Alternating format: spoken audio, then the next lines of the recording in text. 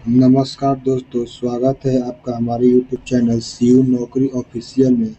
आज हम लोग आधुनिक भारत का एक टॉपिक कवर करने जा रहे हैं, जिसमें हम प्रीवियस ईयर्स के माध्यम से क्वेश्चन सॉल्व करेंगे जो कि रेलवे में बार बार पूछे जाते हैं। उन क्वेश्चन के माध्यम से हम आज क्विक रिवीजन करेंगे। चलते हैं हम लोग पहले क्वेश्चन की ओर। पहला क्वेश्चन हमसे बोला है कि भारत के लिए समुद्री मार्ग की खोज किसने की थी? तो इसका ऑप्शन नंबर ए होगा, जो कि वास्को डी गामा ने ही भारत के लिए समुद्री मार्ग की खोज की थी। भारत के लिए समुद्री मार्ग की खोज वास्को डी गामा ने की, जो कि एक पुर्तगाल नाविक था।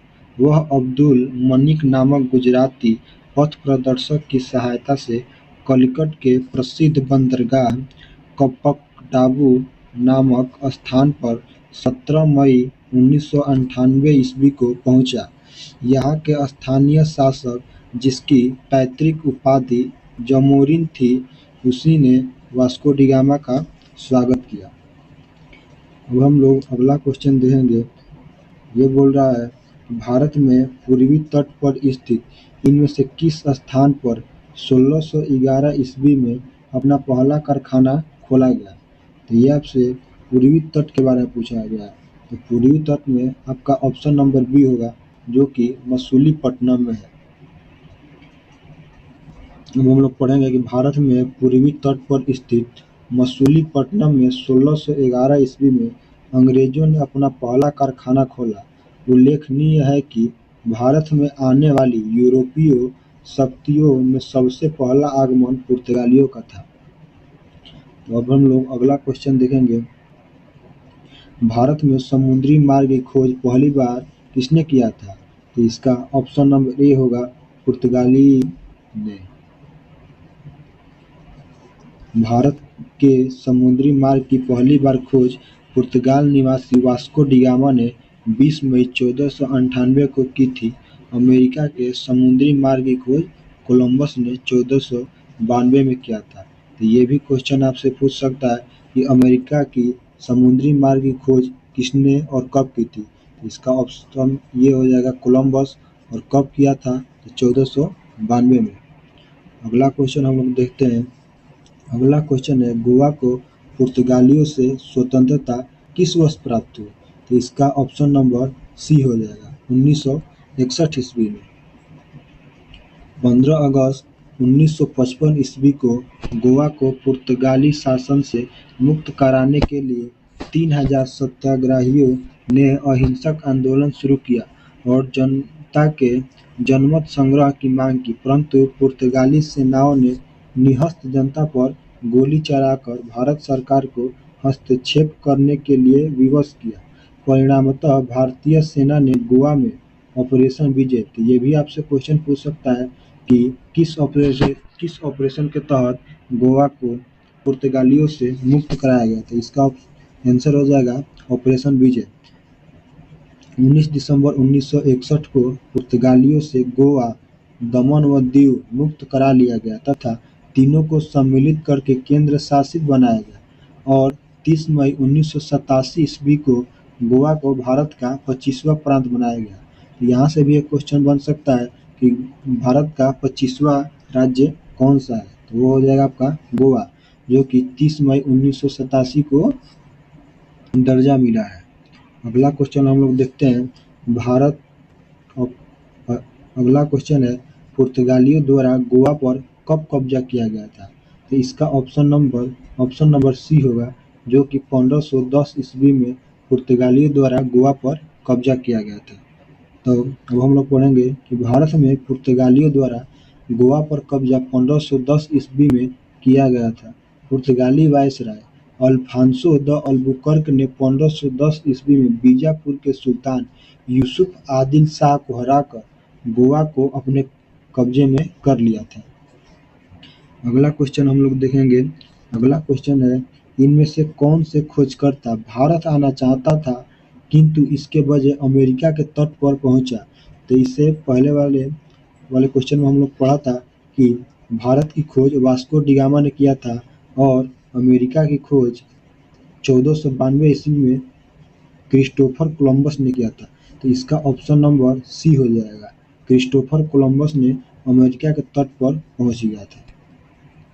हम लोग पढ़ेंगे यहाँ पर, देखेंगे क्रिस्टोफर कोलंबस जो कि स्पेन का नाविक था, जिसने भारत के समुद्री मार्ग खोजने के बजाय अटलांटिक महासागर में भ्रमित होकर अमेरिका की तरफ पहुंच गया और कोलंबस को लगा कि अमेरिका ही भारत है, इसीलिए वहाँ के मूल निवासियों को रेड इंडियन, तो ये भी आपसे कुछ क्वेश्चन पूछ सकता है कि अमेरिका के निवासियों को क्या कहा जाता है, तो रेड इंडियन के नाम से भी जाना जाता है।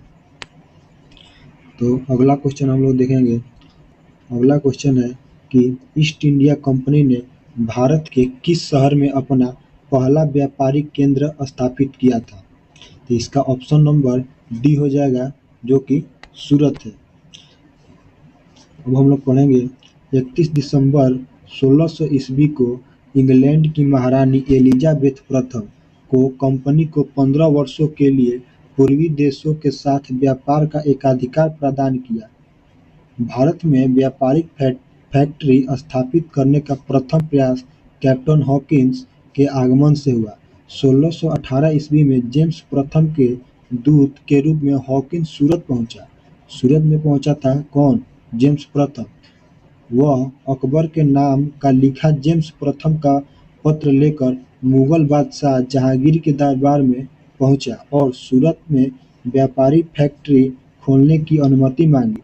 सम्राट ने अनुमति दे दी, किंतु पुर्तगालियों के शत्रुतापूर्ण कारनामों और सूरत के सौदागरों के विरोध के कारण वह अनुमति रद्द कर दी गई और 1612 ईस्वी में कैप्टन थॉमस बेस्ट ने एक समुद्री युद्ध में पुर्तगालियों को पराजित किया और 1613 ईस्वी में शाही फरमान द्वारा जहांगीर को अंग्रेजों को सूरत में अस्थायी कारखाना स्थापित करने की अनुमति दे दी। इस प्रकार सूरत में अंग्रेजों द्वारा पहले अस्थायी व्यापारिक केंद्र की स्थापना की गई।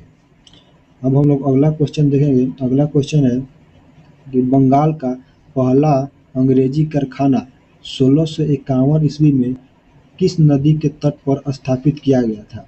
तो इसका ऑप्शन नंबर हो जाएगा ऑप्शन नंबर सी, हुगली नदी के तट पर पहला अंग्रेजी कारखाना 1651 ईस्वी में खोला गया था। हम लोग आंसर देखेंगे इसका कि बंगाल में अंग्रेजों को सर्वप्रथम व्यापारिक छूट वर्ष 1651 ईस्वी में प्राप्त हुई थी, जब बंगाल के सूबेदार शाह शुजा, जो कि शाहजहां का दूसरा बेटा था, एक फरमान जारी कर कंपनी को 3000 रुपये वार्षिक कर के बदले बंगाल, बिहार और उड़ीसा में व्यापार करने का विशेष अधिकार प्रदान किया था। शाह शुजा ने अनुमति से बंगाल में पहला अंग्रेजी कारखाना 1651 ईस्वी में हुगली नदी के तट पर स्थापित किया था तथा अंग्रेज अधिकारी ब्रिजमैन को इस कारखाने यानी कि फैक्ट्री का प्रधान नियुक्त किया गया। अगला क्वेश्चन देखेंगे हम लोग। अगला क्वेश्चन है कि इंग्लैंड की रानी को भारत की महारानी कब घोषित किया गया? तो इसका ऑप्शन नंबर हो जाएगा ऑप्शन नंबर सी, यानी कि 1877 ईस्वी में इंग्लैंड की महारानी को भारत की महारानी घोषित किया गया। यहाँ पर पढ़ेंगे हम लोग 1887 ईस्वी में इंग्लैंड की रानी को भारत की महारानी घोषित किया गया। इनका पूरा नाम महारानी विक्टोरिया था और इन्हीं के नाम पर भारत के कोलकाता में विक्टोरिया मेमोरियल भवन का निर्माण कराया गया। अगला क्वेश्चन हम लोग पढ़ेंगे कि प्रारंभिक तौर पर ईस्ट इंडीज के साथ व्यापार करने के लिए गठित किया गया था, लेकिन अंततः में यह मुख्य रूप से भारतीय उपमहाद्वीप और चीन के साथ व्यापार तक ही सीमित हो गया। तो इसका ऑप्शन नंबर क्या होगा? ऑप्शन नंबर सी होगा, ईस्ट इंडिया कंपनी। हम लोग इसके बारे में पढ़ेंगे। तो ईस्ट इंडिया कंपनी को प्रारंभिक तौर पर ईस्ट इंडीज के साथ व्यापार करने के लिए गठित किया गया था और कंपनी के प्रबंधन के लिए एक समिति की व्यवस्था की गई। इसमें एक निदेशक, एक उपनिदेशक और 24 सदस्य होते थे। अब हम लोग अगला क्वेश्चन देखेंगे कि जब फ्रांसीसी नेतृत्व में फ्रांस ने कहाँ पर कब्जा कर लिया था तब पहला कर्नाटक युद्ध लड़ा गया था। तो इसका ऑप्शन नंबर ए हो जाएगा, जो कि मद्रास में। अब हम लोग इसके बारे में पढ़ेंगे कि कर्नाटक का प्रथम युद्ध 1746 से 1748 ईस्वी के बीच ऑस्ट्रिया के उत्तराधिकार युद्ध 1740 का विस्तार हुआ था। कैप्टन बार्नेट के नेतृत्व में अंग्रेजी सेना ने कुछ फ्रांसीसी जलपुत पकड़ लिए, जो युद्ध का तत्कालीन कारण बना था।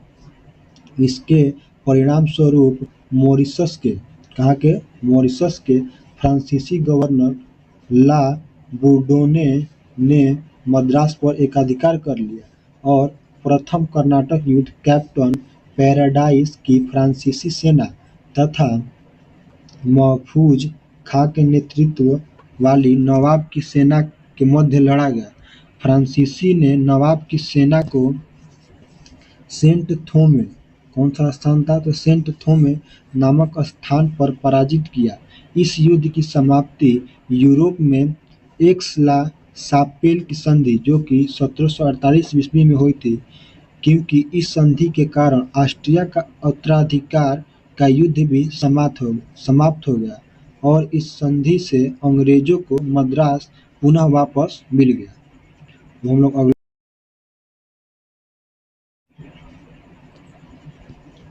अगला क्वेश्चन देखेंगे कि ईस्ट इंडिया कंपनी की स्थापना के समय भारत का शासक कौन था। तो इसका ऑप्शन नंबर बी हो जाएगा कि उस वक्त किसका शासन था जब ईस्ट इंडिया कंपनी की स्थापना की गई, तो अकबर का शासन था।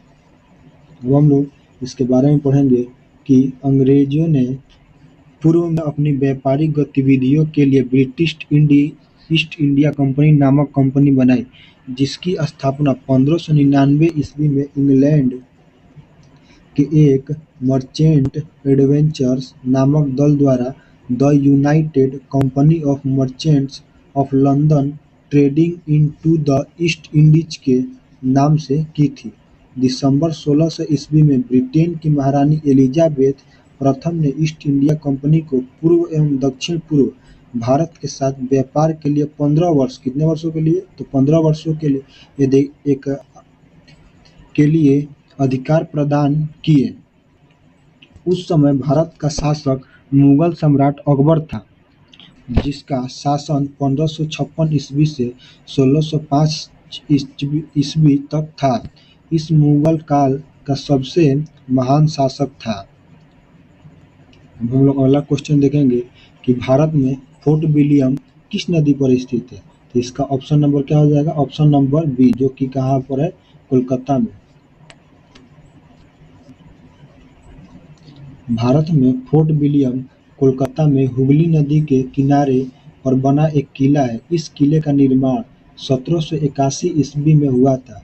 इसके प्रथम प्रेसिडेंट चार्ल्स आयर थे और लॉर्ड वेलेजली के समय में इस किले में भारतीय नागरिक सेवा में भर्ती भी हुई थी और यहाँ पर प्रशिक्षण यानी कि ट्रेनिंग भी दी जाती थी। अगला क्वेश्चन है कि 1505 ईस्वी में भारत के पहले पुर्तगाली वायसराय द्वारा किस किले का निर्माण कराया गया था। तो इसका ऑप्शन नंबर क्या होगा, ऑप्शन नंबर ए हो जाएगा। ऑप्शन नंबर ए है Saint Angelo fort. Saint Angelo fort Kerala के कन्नूर नगर में स्थित है और इसका निर्माण 1505 ईस्वी में प्रथम पुर्तगाली वायसराय फ्रांसिस्को डी अल्मीडा द्वारा कराया गया था। पुर्तगालियों के बाद इस पर डचों का नियंत्रण हो गया और तत्पश्चात अंग्रेजों ने इस पर अधिकार कर लिया। वर्तमान में यह किला भारतीय पुरातात्विक सर्वेक्षण विभाग के अधीन आता है। अगला क्वेश्चन है कि भारत में अपने नियंत्रण को बढ़ाने हेतु ब्रिटिश और भारतीयों के बीच कई युद्ध लड़े गए थे, परंतु निम्नलिखित में से युद्ध जो उसमें शामिल नहीं था। इसका ऑप्शन नंबर हो जाएगा डी, एंग्लो बांग्ला युद्ध। अब हम लोग इसके बारे में पढ़ेंगे कि भारत में नियंत्रण को बढ़ाने हेतु ब्रिटिश और भारतीयों के बीच कई युद्ध लड़े गए, परंतु एंग्लो बांग्ला युद्ध इनमें शामिल नहीं था, जो 23 जून 1757 ईस्वी को बांग्ला में प्लासी का युद्ध हुआ था, जो कि अंग्रेजों और बंगाल के नवाब सिराजुद्दौला के मध्य हुआ था, जिसमें नवाब की हार हुई थी। अब हम लोग अगला क्वेश्चन देखेंगे कि भारत में ईस्ट इंडिया कंपनी की सत्ता जमाने से पहले भारत किससे बने मुलायम कपड़े का निर्यात करता था? तो इसका ऑप्शन नंबर सभी को पता होगा कि ऑप्शन नंबर डी हो जाएगा, सूती और रेशम का। भारत में ईस्ट इंडिया कंपनी की सत्ता जमाने से पहले सूती एवं रेशम के बने मुलायम कपड़ों, मसालों, मोती आदि का निर्यात करता था। अगला क्वेश्चन देखेंगे कि अंग्रेजी यानी कि ब्रिटिश ईस्ट इंडिया कंपनी ने खुद को भारत में कब स्थापित किया था? तो इसका ऑप्शन नंबर हो जाएगा ऑप्शन नंबर ए। ऑप्शन नंबर ए में क्या है? 1600 से लेकर 1612 ईस्वी तक। वो हम लोग पढ़ेंगे कि ईस्ट इंडिया कंपनी ने खुद को भारत में 1600 से 1612 ईस्वी के दौरान स्थापित किया था। अगला क्वेश्चन है कि अंग्रेजी ईस्ट इंडिया कंपनी को किस नाम से जाना जाता है? तो इसका ऑप्शन सबको पता होगा, जॉन कंपनी के नाम से भी जाना जाता है ईस्ट इंडिया कंपनी को। अगला क्वेश्चन है कि निम्नलिखित में से किस आंदोलन ने गोवा में पुर्तगाली राज को समाप्त करने में महत्वपूर्ण भूमिका निभाई थी? तो इसका ऑप्शन नंबर क्या होगा? ऑप्शन नंबर ए, गोवा मुक्ति आंदोलन। गोवा मुक्ति आंदोलन ने गोवा में पुर्तगाली राज्य को समाप्त करने में महत्वपूर्ण भूमिका निभाई थी। अगला क्वेश्चन है कि 1600 ईस्वी में भारत में व्यापार चौकियों की स्थापना करने के लिए ईस्ट इंडिया कंपनी को एकाधिकार किसने दिया था? इसका ऑप्शन नंबर ए होगा, ऑप्शन नंबर ए, महारानी एलिजाबेथ प्रथम। 1600 ईस्वी में भारत में व्यापार चौकियों की स्थापना करने के लिए महारानी एलिजाबेथ प्रथम ने ईस्ट इंडिया कंपनी को अधिकार दिया था। अब अगला क्वेश्चन है कि वास्को डी गामा भारत कब आया था? तो इसका भी आंसर सभी को पता है, ऑप्शन नंबर क्या होगा? ऑप्शन नंबर बी, 1498 ईस्वी में। और पढ़ेंगे इसके बारे में कि 17 मई 1498 ईस्वी को वास्को डी गामा भारत के पश्चिमी तट, जो कि कलिकट बंदरगाह पहुंचा था तथा भारत एवं यूरोप के बीच एक नई समुद्री मार्ग की खोज भी इसी ने किया था। अगला क्वेश्चन है कि वास्को डी गामा ने समुद्र के रास्ते से भारत में पहला कदम रखने वाला प्रथम यूरोपीय था, उसने कब रखा था? तो इसका ऑप्शन नंबर अभी हम लोगों ने पढ़ा, कब? 1400। ऑप्शन नंबर क्या होगा? 1498, यानी कि ऑप्शन नंबर सी, 1498 इसका आंसर होगा।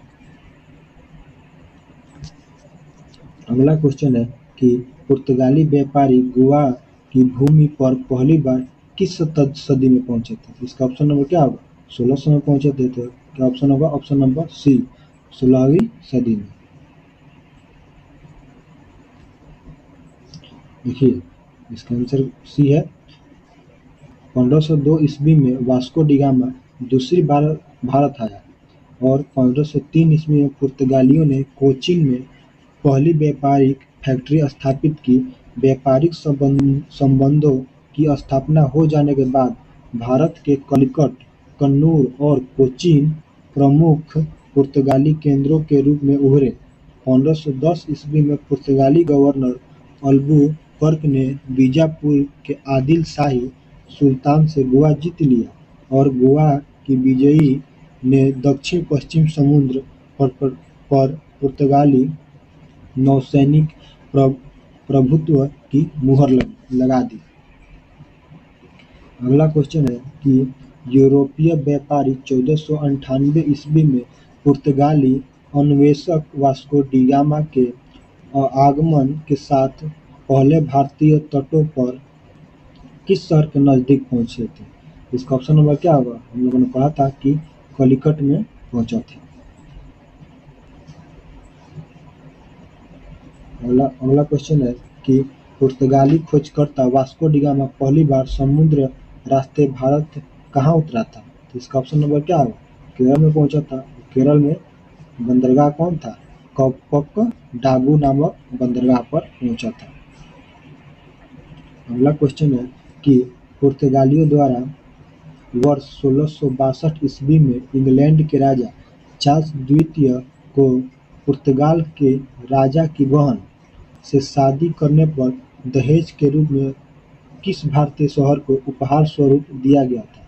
इसका ऑप्शन नंबर क्या होगा? इसका ऑप्शन नंबर ए होगा सी। और ऑप्शन नंबर क्या होगा? ऑप्शन नंबर ए। ऑप्शन नंबर में क्या है आपका? मुंबई। तो हम लोग पढ़ेंगे इसके बारे में कि मुंबई 7 द्वीपों का एक समूह है जिसे 1534 ईस्वी में पुर्तगालियों ने गुजरात के बहादुर शाह से छीन लिया था और पुर्तगालियों ने वर्ष 1661 ईस्वी में इंग्लैंड के राजा चार्ल्स द्वितीय तथा पुर्तगाली राजकुमारी कैथरीन डी ब्रागांज के विवाह के अवसर पर दहेज स्वरूप मुंबई चार्ल्स द्वितीय को भेंट दिया था। अगला क्वेश्चन है कि भारत में अंग्रेजों द्वारा निर्मित पहला किला कौन सा था? तो अभी हम लोगों ने क्या पढ़ा था कि fort Saint George. Option number क्या होगा? Fort Saint George. भारत में अंग्रेजों द्वारा निर्मित पहला किला फोर्ट सेंट जॉर्ज था। इसकी स्थापना 1640 ईस्वी में ब्रिटिश ईस्ट इंडिया कंपनी के कर्मचारी फ्रांसिस डे ने मद्रास यानी कि चेन्नई में करवाई थी।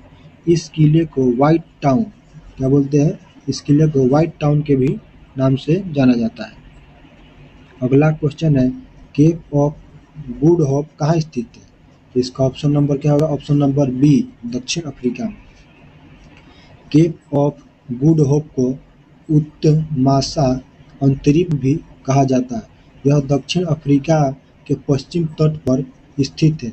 पुर्तगाली यात्री वास्को डी गामा ने उत्तमासा अंतरिप होकर ही भारत की खोज 1498 में की थी। अगला क्वेश्चन है कि ईस्ट इंडिया कंपनी को 31 दिसंबर को एलिजाबेथ प्रथम द्वारा अंग्रेजी रॉयल चार्टर दिया गया था। कब? तो इसका ऑप्शन नंबर क्या होगा? ऑप्शन नंबर बी 31 दिसंबर 1600 ईस्वी को। ईस्ट इंडिया कंपनी को 31 दिसंबर 1600 ईस्वी में इंग्लैंड की महारानी एलिजाबेथ प्रथम ने एक चार्टर जारी कर अंग्रेज व्यापारियों को 15 वर्षों के लिए पूर्वी देशों के साथ व्यापार करने का एकाधिकार प्रदान किया और कंपनी का गठन मसाले के व्यापार के लिए किया गया। अगला क्वेश्चन है कि महारानी एलिजाबेथ प्रथम द्वारा हस्ताक्षरित एक चार्टर के माध्यम से ईस्ट इंडिया कंपनी का गठन किस वर्ष किया गया था? इसका ऑप्शन नंबर क्या होगा? ऑप्शन नंबर सी हो जाएगा कितना? तो 1600 ईस्वी में। अंग्रेजों ने भारत में क्षेत्रों को प्रांत में विभाजित किया। बंगाल, बॉम्बे और मद्रास जिन्हें क्या कहा जाता था? जिन्हें कहा जाता था प्रेसिडेंसी, जो कि ऑप्शन नंबर ए में प्रेसिडेंसी कहा जाता था। इन तीनों को बंगाल, बॉम्बे और मद्रास को मिलाकर। यहाँ पढ़ेंगे कि भारत में वर्तमान प्रांत जिन्हें पूर्व काल में ब्रिटिश भारत की प्रेसिडेंसी तथा प्रेसिडेंसी कस्बे के रूप में भी जाना जाता है। ब्रिटिश शासन के दौरान अंग्रेजों के प्रशासनिक प्रभाव थे। इसका अस्तित्व 1612 से 1947 ईस्वी के मध्य रहा, जिसमें बंगाल, बिहार, बॉम्बे प्रेसिडेंसियों का प्रमुखता से उल्लेख मिलता है। अगला क्वेश्चन है कि भारत में पहली ब्रिटिश प्रेसिडेंसी कहाँ स्थापित किया गया था? इसका ऑप्शन नंबर क्या हो जाएगा? ऑप्शन नंबर सी, जो कि क्या है? सूरत। हम लोग पढ़ेंगे कि भारत में पहली ब्रिटिश प्रेसिडेंसी की स्थापना सूरत में की गई। सन 1611 ईस्वी में कैप्टन मिडलटन ने पुर्तगालियों के जहाजी बेड़े को परास्त किया और पुर्तगालियों को पराजित करने के कारण जहांगीर अंग्रेजों से प्रभावित हुआ और 1613 ईस्वी में अंग्रेजों को सूरत में अस्थायी कारखाना स्थापित करने की अनुमति दे दी। अब हम लोग अगला क्वेश्चन देखेंगे कि अरब व्यापारियों ने लाल सागर और भूमध्य बंदरगाहों के माध्यम से भारतीय वस्तुओं को किस देश में भेजते थे? इसका ऑप्शन नंबर क्या हो जाएगा? ऑप्शन नंबर बी, यूरोपीय देशों में भेजा करते थे। अभी हम लोगों ने क्या पढ़ा कि यूरोपीय देश में विदा करते थे। अरब व्यापारियों ने लाल सागर तथा भूमध्य सागर के बंदरगाहों के मध्य से भारतीय वस्तुओं का यूरोप में व्यापार किया और 1869 ईस्वी में स्वेज नहर का विनिर्माण किया जो लाल सागर तथा भूमध्य सागर को जोड़ती थी। इस नहर ने भारत एवं यूरोप के बीच की दूरी को 700 किलोमीटर तक घटा दिया था। तो अब आप लोग अगर ये वीडियो आपको अच्छा लगता है तो हमारे चैनल को सब्सक्राइब करें और इस पीडीएफ का अगर आप लोगों को ये पीडीएफ चाहिए तो हमारे टेलीग्राम चैनल से जुड़ सकते हैं। टेलीग्राम पर मैं इस पीडीएफ का लिंक डाल दूंगा, वहाँ से आप लोग इसको डाउनलोड करके फिर से एक बार सिर्फ रिवीजन कर लीजिएगा ताकि आप लोगों को फिर से रिवाइज हो जाए। और इस पीडीएफ का लिंक कहाँ पर मिलेगा? तो डिस्क्रिप्शन के अंदर मिल जाएगा।